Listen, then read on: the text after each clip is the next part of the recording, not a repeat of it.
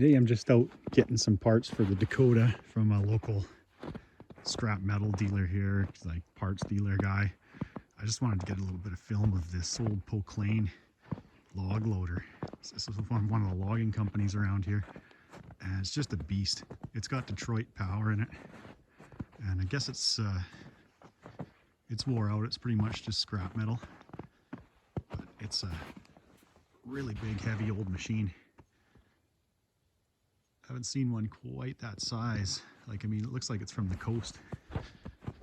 It's too bad there's so much snow out here today. He doesn't use it, but hasn't scrapped it yet either. So it's got some big cylinders and stuff on it. All right, he's got an old grader here too. It's antique. Let's go take a look at that. He was supposed to be down in this part of the yard, but I don't see him.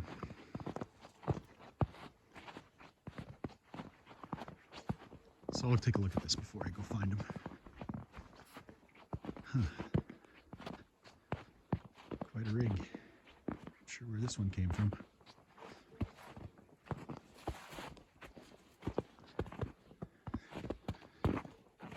Set up for a snow wing. Cool. He's got some pretty neat old stuff out here. That Bronco, those are getting kind of rare. 79. Anyway, then a lot of less desirable stuff. Okay, so I guess I've got to go up to the other part of the yard. This is only part of what he owns. Take a look here.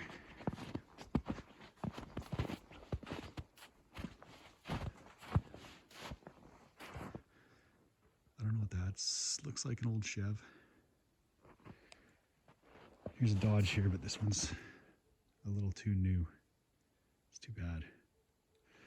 I need to cut that frame horn off. See, somebody was just down here. His tracks are here, so I'll go up to the top of the yard and see if I can find him. Just back at the local scrap yard here. Show you some of the treasures that he's got. Anyways, I found a Durango. I actually know this truck. It came from my neighbors. I was offered to buy it for fairly cheap, but at the time it's pretty rough. As you can see, it's a parts truck. I didn't have room for it, but I'm just going to cut the front of the frame off on this. I've made a deal to get the frame horn that I need that's bent up on the other one. But anyways, as you can see, there's some stuff kicking around up here, as I was showing you last weekend. So he does have some projects and stuff, and in fact one other quad cab that I might look at getting some parts off here. But anyway, today the project is I've got my cutting torches and I'm going to cut that frame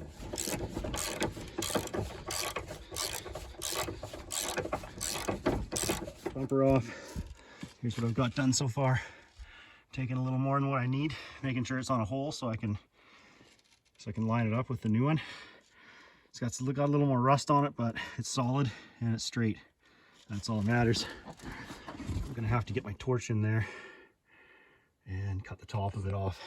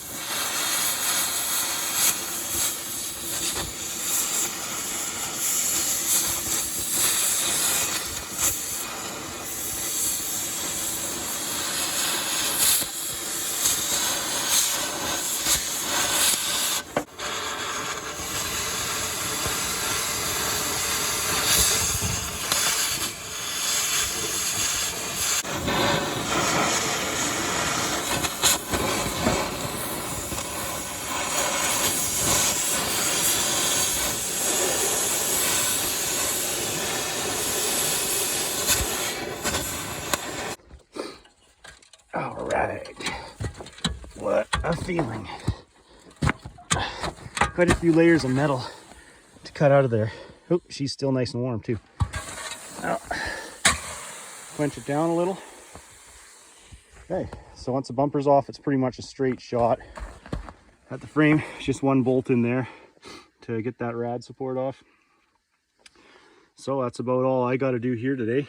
I'm going to pack up and head back to my place and get to clean this piece up, get it ready to put on, fit it, and get it ready. Back in the shop, I got my new piece of frame here. Cut off longer and more than what I needed, of course, so I can always cut it down shorter. That's easy. Got a couple of made sure I had some reference points on there. So what I'm going to do is, you can kind of see I scribed a line across here. So I'm going to go up from this around this weld, because I have to be able to weld the bottom of the frame, and since it's boxed, I can't get in there and weld it underneath this gusset here. So I'm just going to weld it right in the front. It's already got a weld there, it should be fine. I'm going to cut around here. I'm going to go back a little bit because the metal's still deformed a little bit in here.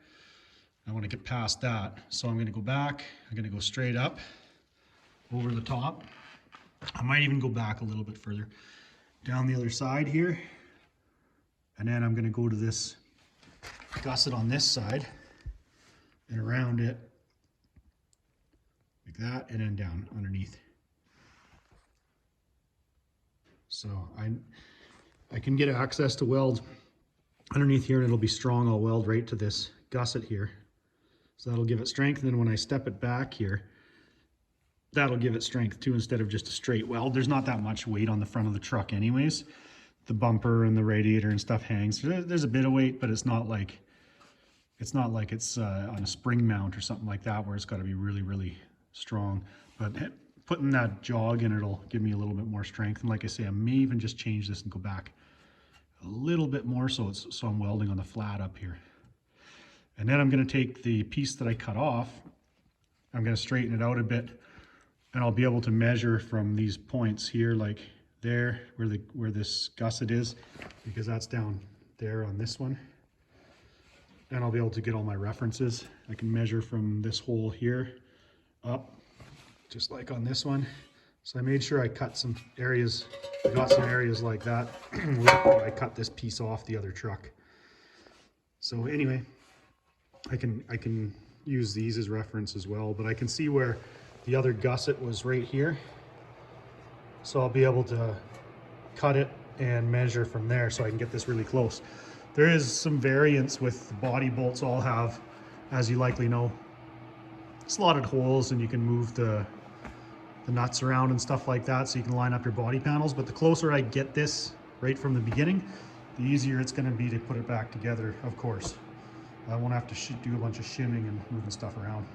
You see this, I'd have to cut it all apart to straighten it out and then re-weld it again. And all the heat and everything is not even worth it when I can just put another piece on. So I'm going to get my zip cut ready and try and do a nice clean cut on this and keep it as clean as I possibly can and square.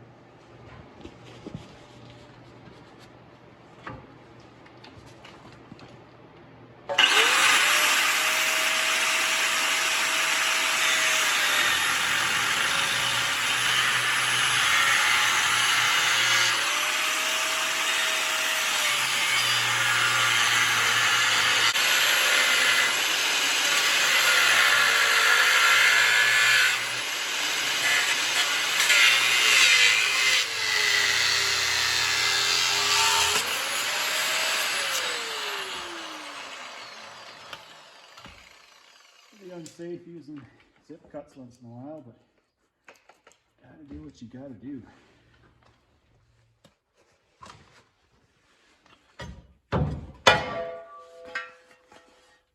There she blows. See how hard it would be to try and straighten that out. So what I'll likely do with this is try to straighten it out a little bit, enough that I can just pull some quick measurements. I know that this is 3 7/8 from the edge of that hole, so I can start to scribe this out. I just used a framing square on this part of the frame's pretty flat. Transferred my measurements over. You can see underneath here that you got a couple different layers, so it takes a little bit more to get through that. But I know that this part didn't get bent a little further back, so if I put that on there just kind of overlay it. It runs this part runs parallel. So I know that the damage is only on the front of the frame. It'd take a lot of force to bend it past this gusset piece here. So I think she'll be fine that way. Now I've got to mark out my repair part and cut it really precisely so I don't have much of a gap to fill in there.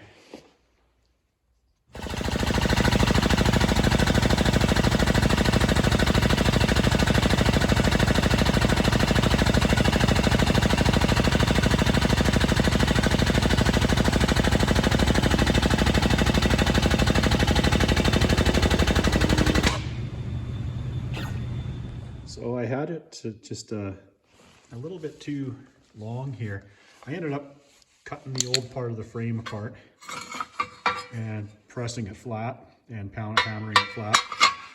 And the only reason why I did that is just because I want to make sure that this is really, really close, because I don't want the fenders and stuff to be out of alignment when I put it back on the truck. So I'm going to be pulling a measurement as well once I get it tacked in there, probably from up here, like on the top control arm mount or something, to there, just to make sure I'm in the right place and everything's really close. I know you can adjust some of the body parts with shims, and the bolts are all, like the bolt holes are all ovaled on that stuff, but you only have so much adjustment. You want to get it as close as you can, of course.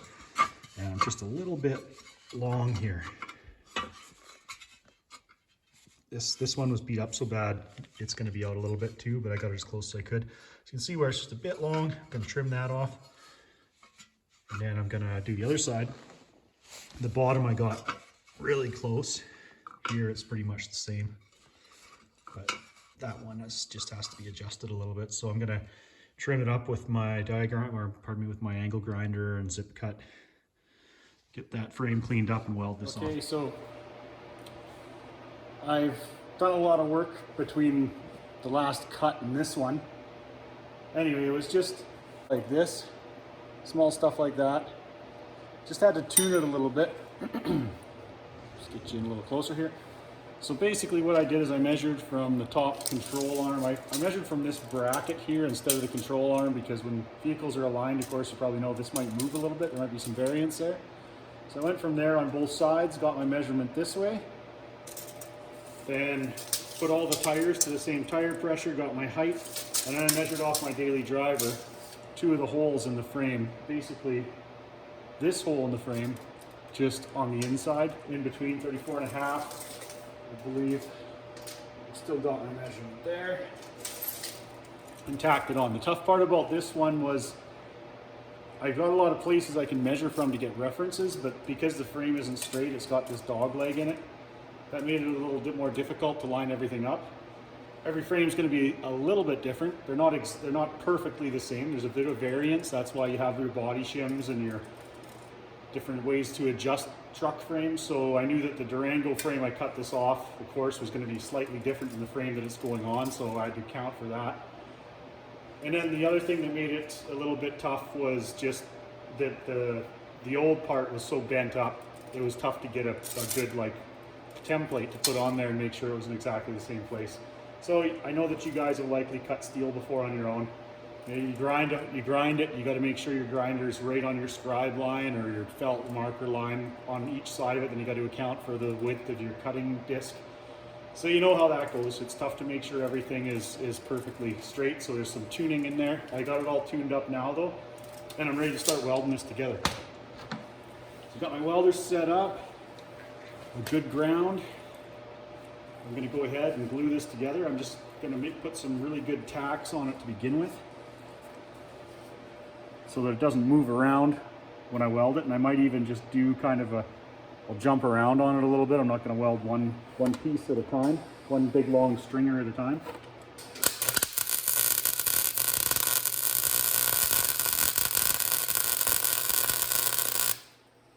So it looks like my welder, I've got a decent gap in between here.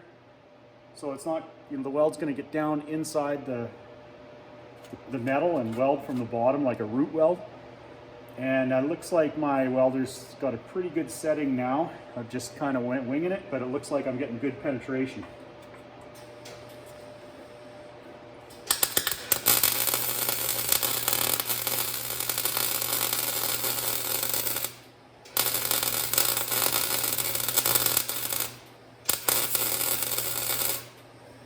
So I'm gonna work my way around. I've got to do a little bit of fill work, but it actually the fits pretty darn good.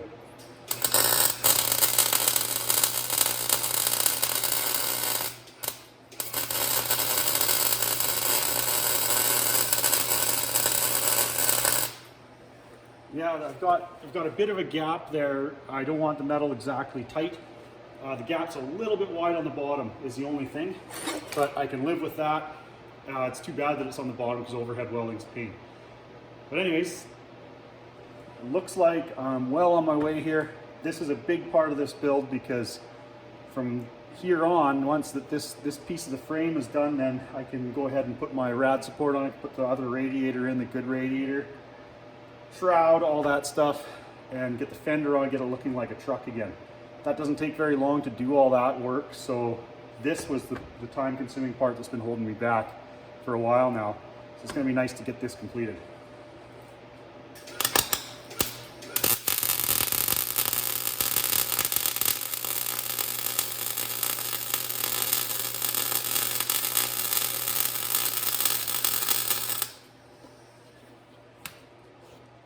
All right, just cleaning this up with my grinder and stuff, getting some of the paint and rust off. I don't have a can of primer at home here to prime it tonight. It's a little cool out here. The heater wasn't working when I came out to the shop, so it's probably good that I came out and got it blowing again, but it's a little cool still. I'm waiting for it to warm up, so I don't think I'm going to prime it tonight. I don't have a can of primer here, even if I wanted to.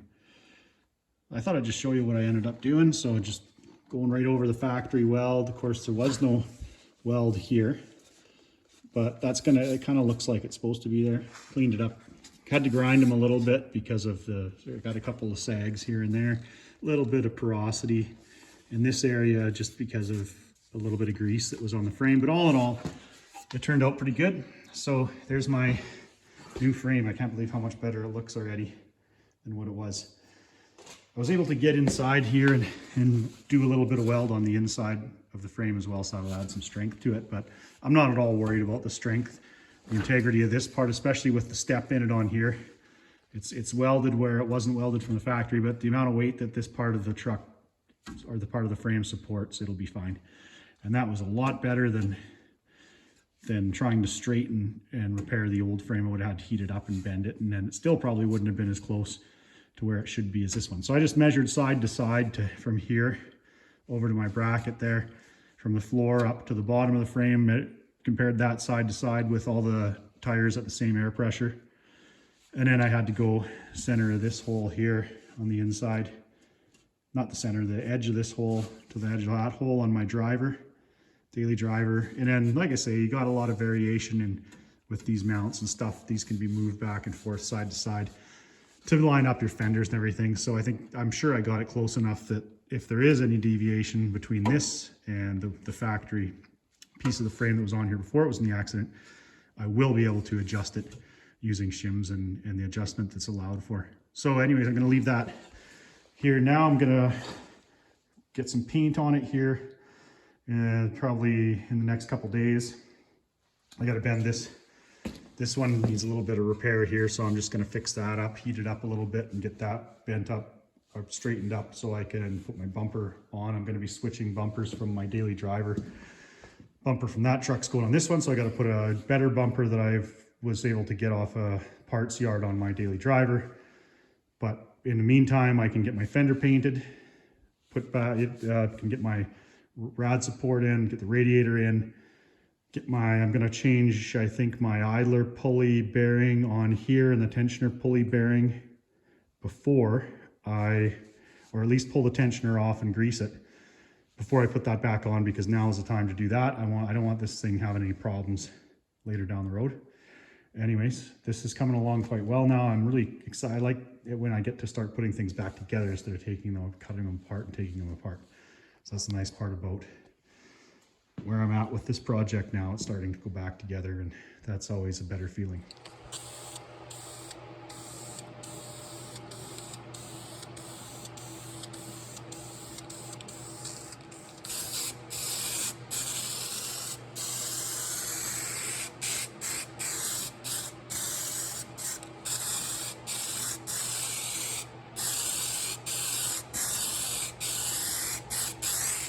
I know I'm kind of obsessed with cheap bearings and how annoying it is. Anyway, there's a 6203, and this is the tensioner pulley from the Dakota 4.7. You can see that it's got plastic spacers, so there's half as many balls in the bearing, and then there's no snap ring or anything holding it into the plastic wheel, pulley wheel, so they make you buy the whole thing. This one was completely, well, it wasn't completely seized up or anything. It's fairly smooth now because I sprayed a bunch of penetrating oil in it. But I popped the seal out and it's dry. There's absolutely no grease. The other side is the same thing. It's just nothing in there for lubricant. So it might be okay for a while, but I think I'm just gonna carve this out and leave just enough of a lip on there that it'll hold the bearing. It'll probably crack when I push it out, but it'll go back to, it'll gain its shape enough that it'll hold the bearing back in there. So I think I'm gonna try that, see if I can just replace an $8 6203 bearing instead of buying the entire pulley.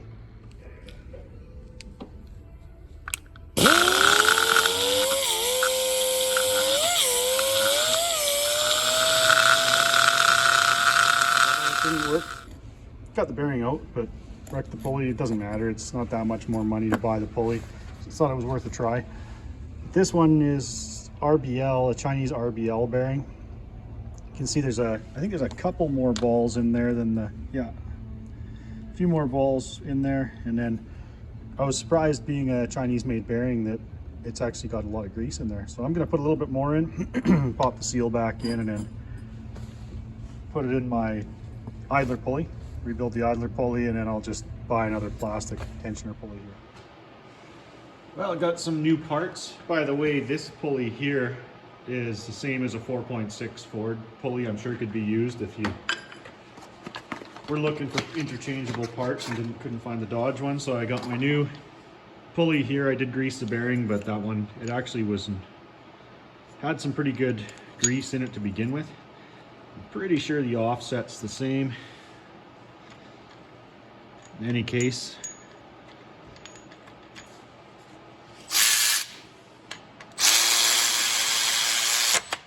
get that on there, this one, and then I can actually start putting this thing together.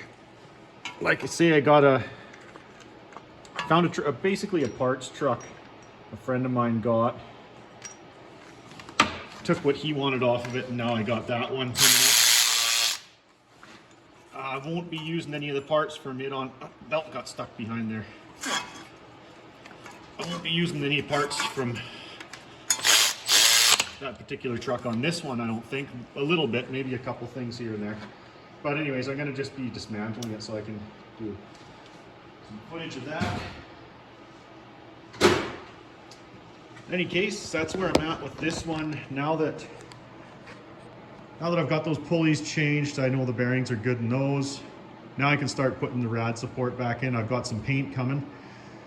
Actually, I've received the paint for it. It's mixed. There's two different, if you're working on a 2002, there's two different paint codes for this silver. There's bright silver, and then I guess there's just plain silver. I don't know.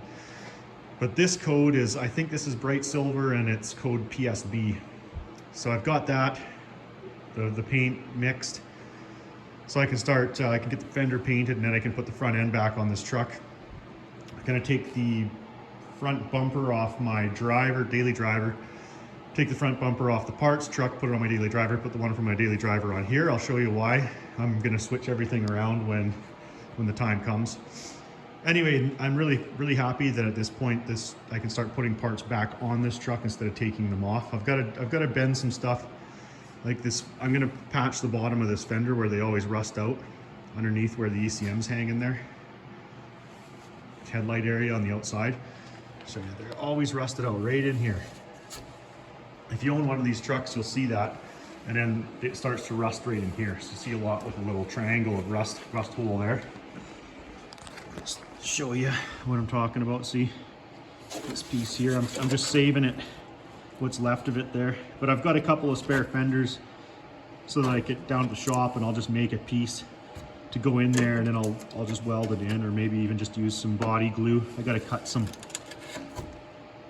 the stuff out of here that's rust, there's nothing left of and stuff, so the rust doesn't spread, and I'll have to kind of maybe put a little bit of rust proof and undercoat or something in there, fluid film to keep it from rusting, but I'm this far, and with the bumper off, I can really get good access without taking the whole fender off. I don't want to because my cruise control and everything is in there, and I got to take all that off to get that fender off. So I'm just going to build a piece, stick it in there, and then yeah, then I'm going to start putting pieces back on this thing, get the rad in. The reason why I left the radiator hooked up and just dangling is because I don't want to disconnect the transmission lines until I can hook them to the other radiator that I've got to replace. So I've got a good grill, can paint that up and get it ready. And then this is actually going to be in not bad shape when I'm done with it. The front end will be done. I'll just have to work on some rust in the back and a couple dents I think I'm gonna fix if I'm going this far with this truck. Anyway, I'm gonna leave it there. Next video is gonna be putting this thing back together, so stick around. I hope you're enjoying the videos. It's gonna get better, like I say, as I continue to work on. I got plenty of projects, so I've got a lot of videos to make. And I think a lot of people are gonna enjoy the rear box side rust repair. Thanks everybody for watching. Hit that like and subscribe, please, and we'll see you next time.